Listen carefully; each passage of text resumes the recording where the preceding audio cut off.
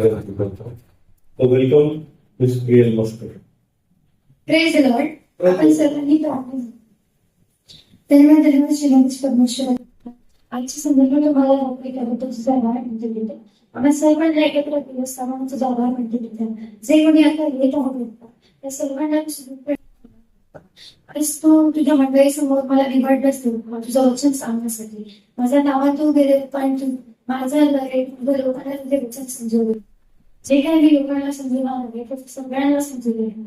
हीच आमची गोष्ट आपण येशू ख्रिस्ताच्या दोघांनी केल्यानंतर तुला म्हणतो सर्वांना ख्रिस्ताचा चला आणि दैवत आपल्याशी ज्या विषयावर बोलला आहे तो विषय असा आहे सर्वात शक्तिशाली शस्त्र व शब्दांमध्ये अधिक. आपण सर्वांना आपल्याकडे सगळ्यात पॉवरफुल शस्त्र कोणतं आहे तुला माहिती आहे? वचन. राईट. पण आपण आपलं जीवन हे कशी कंट्रोल करू शकतो हे मला माहिती आहे का? आपण आपलं जीवन त्यामध्ये घडणारी प्रत्येक गोष्ट ही आपल्या जीवेने कंट्रोल करू शकतो. मंडळीपैकी कोणी नीतीसूत्र 18:21 याचे वाचन करत. नीतीसूत्र 18:21.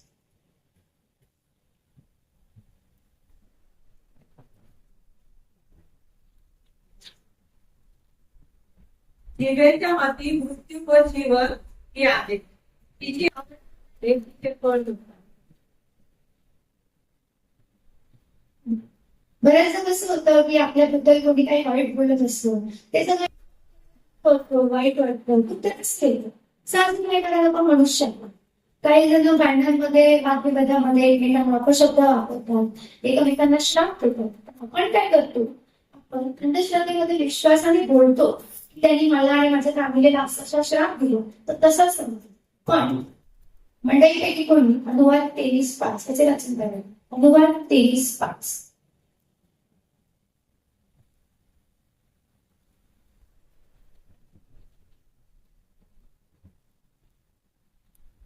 तरी तिचा देव परमेश्वर हा बलामाचे ऐकायला तयार झाला नाही.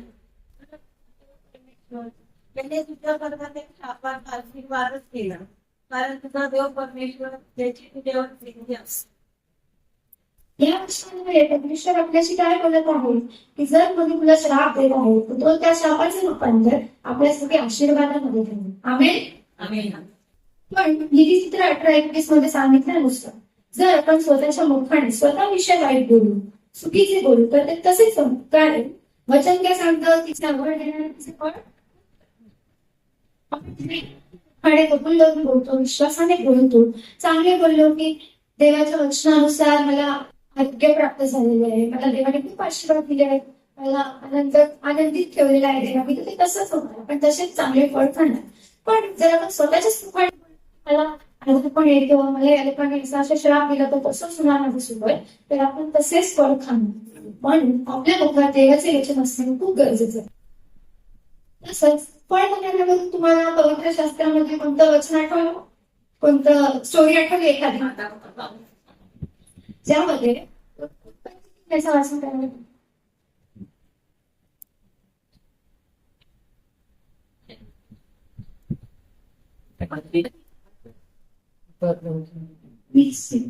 उत्पत्ती 3 मध्ये काय सांगितलेलं आहे की तो जो साप होता त्यांनी हवेला कसं पसरलं त्यांनी त्याला हवेला दिलं होतं ना त्यांनी खोटं बोललं आणि हवा त्याच्यात कसली तिने ते फळ खाल्लं आणि तिने आदमाला ते फळ दिलं आणि त्यानंतर मरण म्हणजे पाप या जगात. त्यामुळे आपण काय बोलतो कोणावर विश्वास ठेवतो काय बोलतो आपल्या जिभेवर आपला कंट्रोल असणं गरजेचं आहे. देवाने जर हे जग निर्माण केलं होतं त्यांनी हाताने बनवलं का देवाने शब्द बोललो आणि ते तसेच निर्माण झाले. याचाच अर्थ शब्दांमध्ये खूप ताकद आहे. त्याचप्रमाणे जेव्हा देवाने पृथ्वीवरती अंधार पाहिला तेव्हा तो बोलला प्रकाश हो आणि प्रकाश झाला. तसंच आपण जेव्हा बोललो जीवन तर आपल्याला जीवनाचे फळ खायला भेटतो हे यातून दिसून येतो. प्रभू येशू ख्रिस्त आपल्याला आपल्या जीवनात शब्द घ्यायचं हे सांगत आहे. त्यासाठी मंडळीपैकी कोणी मत्तय 17:20 याचे वाचन करावं. मत्तय 17:20.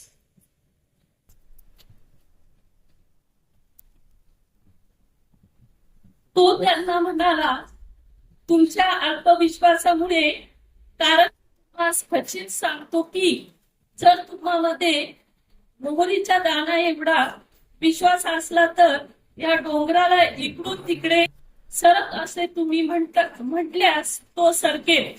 तुम्हाला काहीच असाध्य होणार नाही. येशूचं काय सांगितलंय, डोंगराला म्हणायचं आहे सरक, म्हणजे तो आपल्या मार्गातून निघून जातोय. आता या डोंगर म्हणजे काय कोणी सांगू शकेल? त्या उदाहरणार्थ या वचनात आपण जे वाचलं, डोंगर म्हणजे काय कोणी सांगू शकेल का? बरोबर. आपल्या जीवनामध्ये प्रॉब्लेम्स, आपल्या जीवनामध्ये बरेच प्रॉब्लेम्स असतात. सगळ्यांचे वेगळे प्रॉब्लेम्स असतात. माझ्या एज ग्रुपानुसार आम्हाला करिअर, ग्रेड्स, मार्क या सगळ्यांचा डोंगर असतो.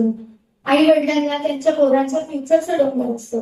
तरुण मुलांना त्यांच्या जॉबचं, त्यांच्या लाईफ पार्टनरचं डोंगर असतं. आणि वृद्ध माणसं जे असतात त्यांना त्यांचा दुखणं, त्यांचा आजार, त्यांचं मरण या सगळ्यांचं डोंगर असतं. पण देवाने आपल्याला वचनानुसार काय सांगितलेलं आहे, ते डोंगराला आपण बोलायचं आहे, म्हणायचं आहे, सरळ म्हणजे ते निघून जाणार आहे. मग ते किती मोठं संकट असू दे, किती मोठं मरण असू दे, किती मोठा आजार असू दे, त्याला आपण अधिकाराने, ते शब्दाने, त्या शस्त्राने आपल्याला लढायचं आहे. आपण पवित्र शास्त्रामध्ये काही उदाहरण पाहणार आहोत, ज्यामध्ये आपल्याला समजून येईल की देवाचे वचन हे कोण ऐकू शकते. आपलं पहिलं उदाहरण मार्क 5:39 मध्ये. मार्क 5:39 मंडळीपैकी कोणी याचे वाचन करणार?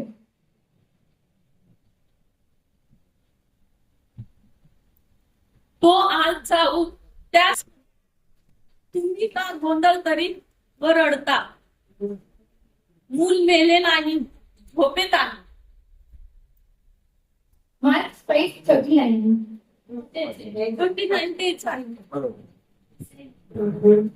तेव्हा त्यांनी उठून मारायला धमकावले आणि समुद्रात शांत हो, मग मारा पण व अगदी निवांत झाले.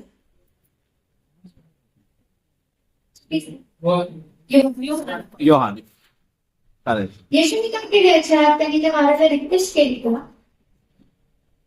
नाही. त्यांनी मारायला धमकावले आणि तो मारा शांत झाला. तसंच आपला दुसरा उदाहरण आहे योहान 11:43 मध्ये. योहान 11:43. असले तो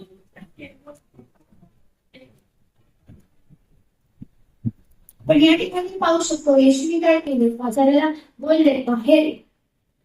म्हणजे परंतु निघून जा याचा अर्थ असा होतो. आणि मरण गेले आणि जीवन आलं. लाजार मेला होता, तो जिवंत झाला, नवीन जीवन मिळालं. तसंच आपलं तिसरं उदाहरण लूक 5:39 मध्ये. लूक 5:39. वाचलं.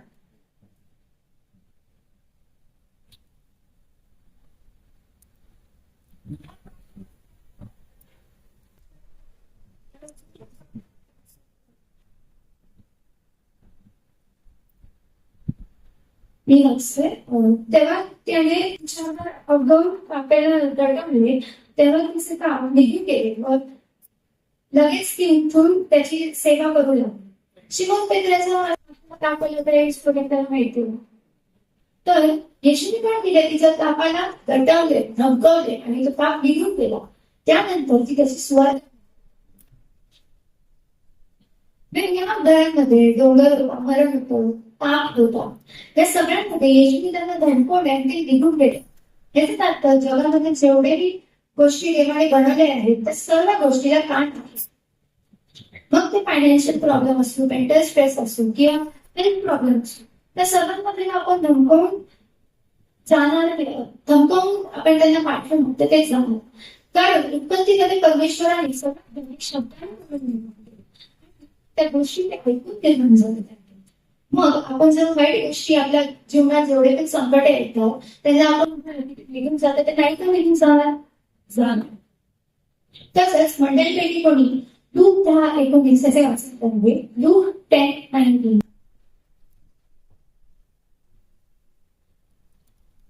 ज्याचे नायक असतो त्यांना बघायचं, मग त्यांना सांगा की देवाची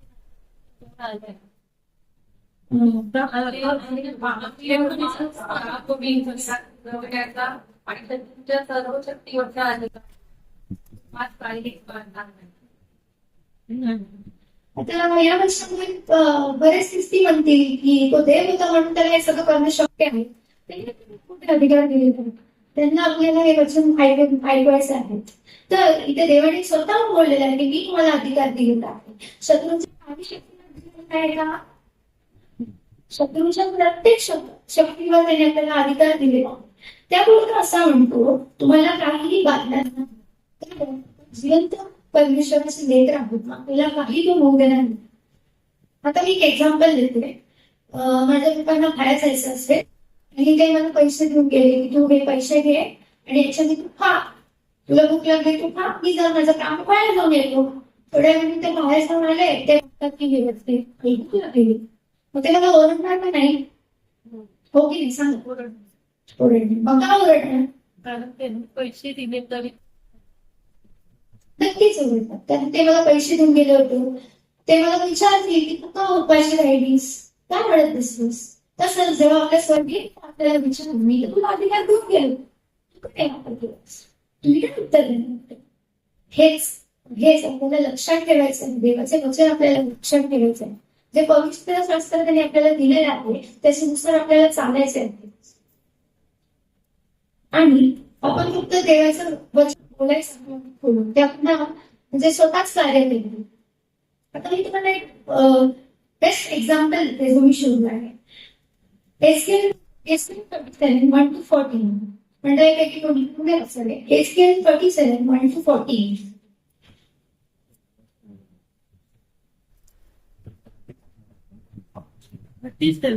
एसकेल 37 1-14. परमेश्वराचा वरद असतो माझ्यावर आणि परमेश्वराच्या आत्म्याला तृप्ती हो त्याने मला उचलले व गोऱ्या करून ठेवले. ते असलीच असती होते. त्याने मला त्याच्यामधून चोळी करून फिरवले. तेव्हा पहा त्या गोऱ्याच्या जमिनीवर पुष्कळ असती होत्या. त्या अगदी शुष्क होत्या.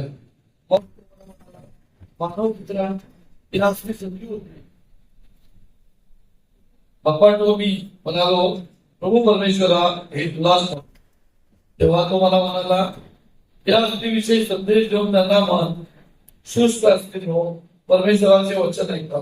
प्रभू परमेश्वर या म्हणतो पहा मी तुमच्या श्वास घालतो म्हणजे तुम्ही सजीव व्हाल.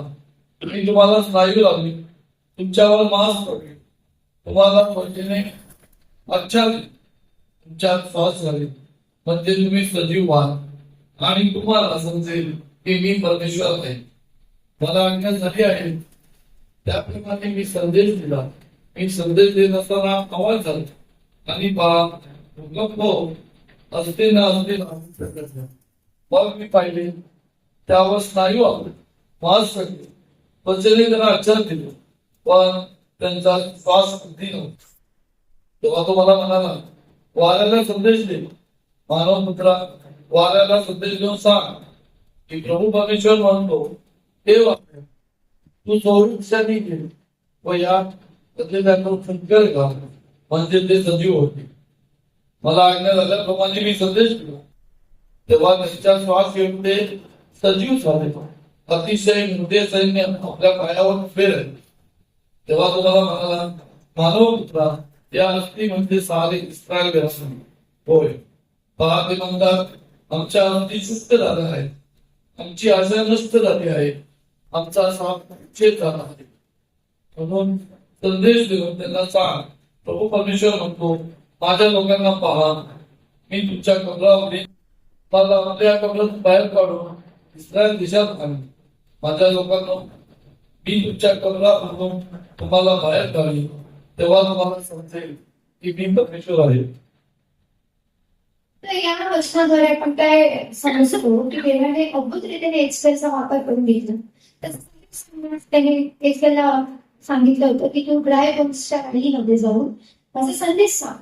तर एक्सेल कसं द्यायचं? मग आपल्याला आता 5 लोकांमध्ये प्रार्थना करायला लावते आपण सगळे खावं.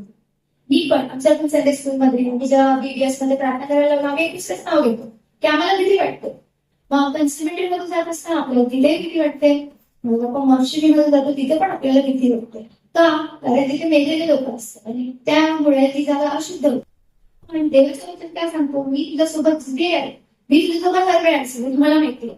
मग जिथे पण देव आपल्यासोबत असेल ती जागा पवित्र होईल.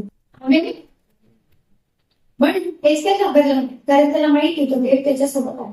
मग देवाने त्याला सांगितलं की तू वचन प्रीच करायला चालू कर. मग देवाने वचन प्रीच करायला एचकेने त्या वचन वाचायला चालू केले. आणि जसे त्यांनी ते वचन सांगायला चालू केले, जेव्हा हे वचन त्यांच्या पाणी पडले, ते हड्डी एकमेकांना जुळू लागले, ते शरीर वापस बनू लागले. ज्याची बोन्स होते, त्याच्या पर्टिक्युलर पर्सनचे जे बोन्स होते, तर त्याच्याच शरीरावर बनू लागले. आणि त्यांचं स्नायू, त्यांचं अवयव, त्यांची स्किन ही वापस ते माणसाचं एक पूर्ण शरीर बनलं. पण वचन 9 मध्ये आपण बघतो की परमेश्वराने एस्केलला सांगितलं की तू मारायला संदेश दे. म्हणजे जसं मी पहिले बोलले होते बघा की परमेश्वराने जगामध्ये जेवढे पण गोष्टी बनवल्या त्या सगळ्यांना काम आहेत. मग तसाच वापस एस्केल तयार झाला. त्याने वाऱ्याला संदेश दिले.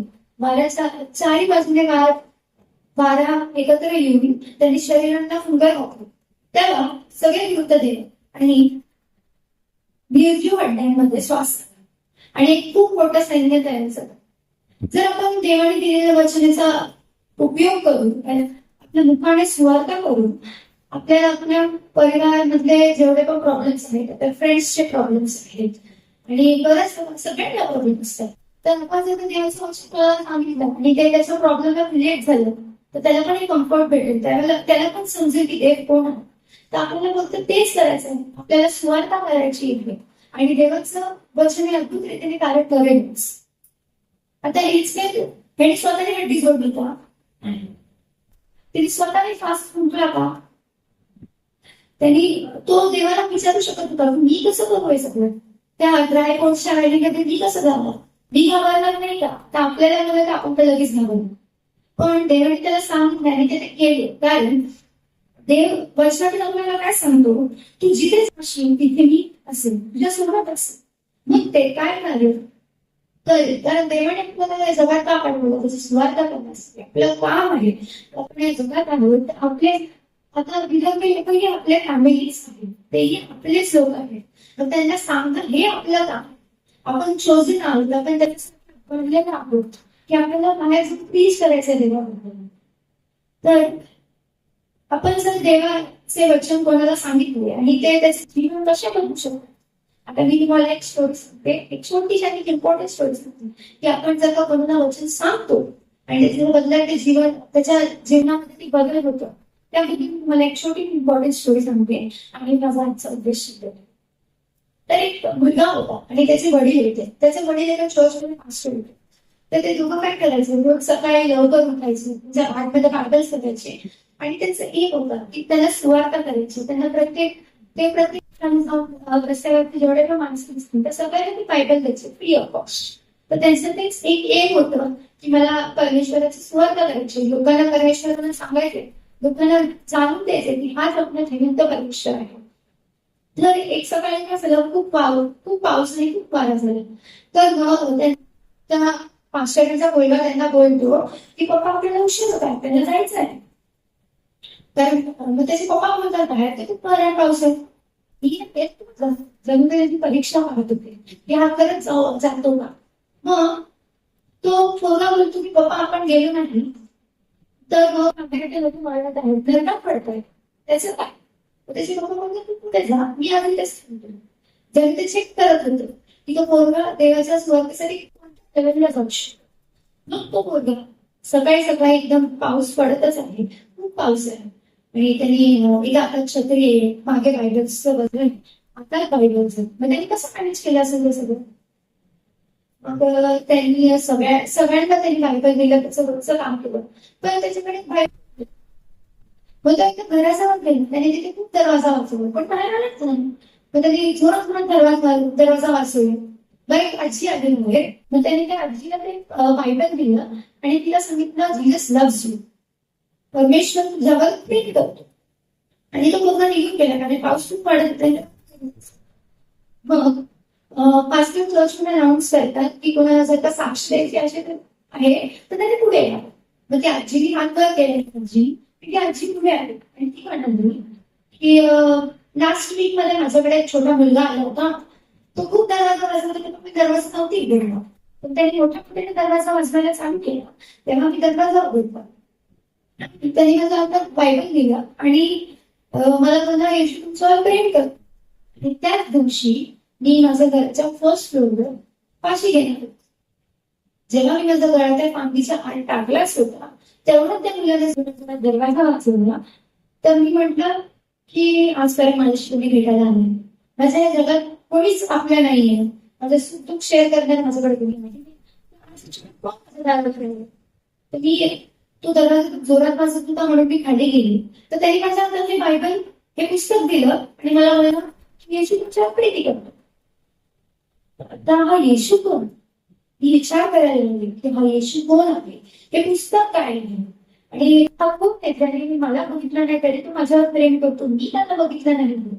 मग ती घरी वरती वापस जाते आणि ती बायबल वाचते. तेव्हा तिला एक लक्ष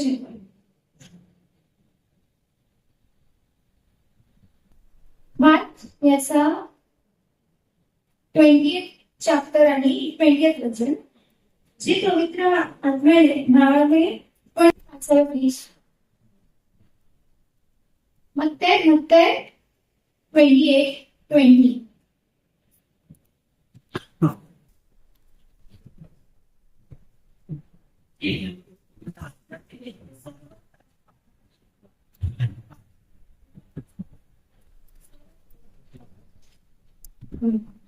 तर त्या आजीने ते वचन वाचलं विचार तो इम्पॅक्ट झाला. तिच्या हृदयाला ते टच झालं की परमेश्वर माझा एवढं करतो. तर मी तेव्हा ते निर्णय घेतला की आमची साक्ष देताना बोलली की मी तेव्हाच निर्णय घेतला की मी देवाबद्दल सर्वण करेन. मी त्याने आपल्याला दिलेला एक शस्त्रचा वापर करेन आणि त्याचं वचन अधिकाराने सगळ्यांना सांगू.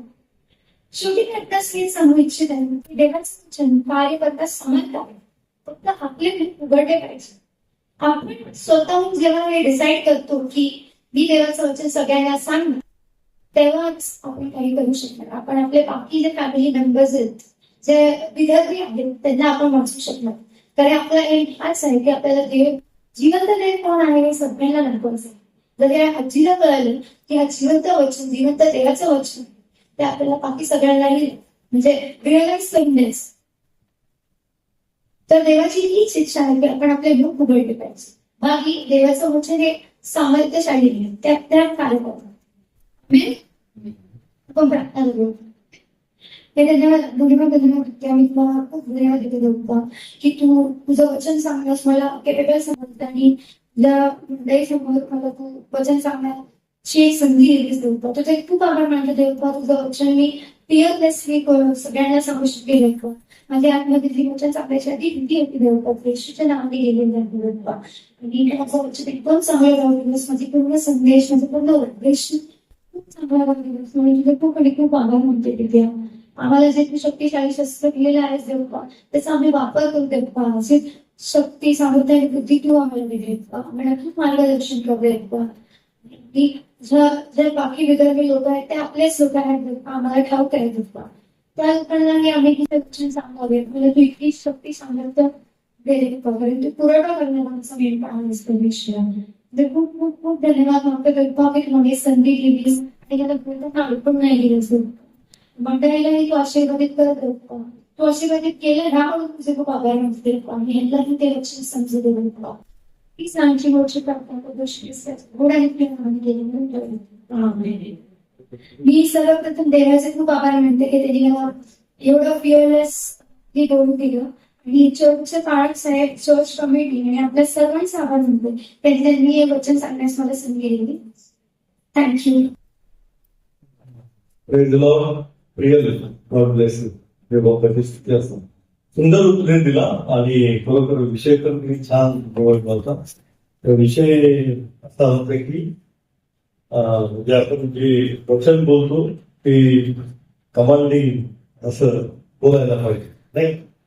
विषय ख्रिस्तान जशी कमांड केली वारा वादळ पाऊस आला तसं कमांडिंग आपला व्हायचं पाहिजे आणि आपण अधिकार जो दिलाय त्याचा वापर केला पाहिजे. हा विषय अतिशय सुंदर होता आणि सुंदर संदेश दिला. तर या प्रियमची एक्झाम चालू असताना त्यांनी नाव दिलं होतं आणि एक्झाम नंतरची डेट तिला मिळाली होती. एक्झाम नंतरची डेट तिला देण्यात आली आणि बरोबर एक्झाम झाल्याबरोबर तिने लगेच तयारी केली आणि अतिशय सुंदर असा तो विषय पण होता आणि समर्पक वचनं पण छान काढली. तर बाबाची स्थिती असं की एवढा समज तुला कसा आणि कुठून त्याचं मला किती किती आश्चर्य वाटतं. डोक्याला हात लावायची वेळ ते मला की एवढ्या लहान वय म्हणजे हा इतका मोठा विषय आहे. स्पीक इन अ कमांड जिथं जीवन असतं आपण तर तो मोठा विषय आहे आणि आपण ते पॉझिटिव्ह बोललं पाहिजे, कमांडिंग व्हॉइस मध्ये बोललं पाहिजे आणि अशुद्ध शक्तींना धमकावलं पाहिजे शुद्ध नावामध्ये, कारण त्याच्या नावामध्ये सामर्थ्य आहे. ते एजकेलचं पण उदाहरण ते खूप छान दिलं. शुष्क असतील फार सुंदर तेव्हा तुला अधिक आशीर्वाद देऊ, आध्यात्मिकतेमध्ये तुझी अधिक वाढ करू आणि या संदेशाच्या नोट्स वगैरे जरा व्यवस्थित ठेव, प्रिझर्व करून ठेव. कधी संधी मिळाली तर दुसरीकडे पण तुला संधी मिळाली तर शक्य झालं तर देवाची इच्छा असेल तर देवा तुझा उपयोग करून घेईल. Okay, God bless you. Praise the Lord. तुमचा प्रकाश लोकांसमोर असा पडू नये की त्यांनी तुमचे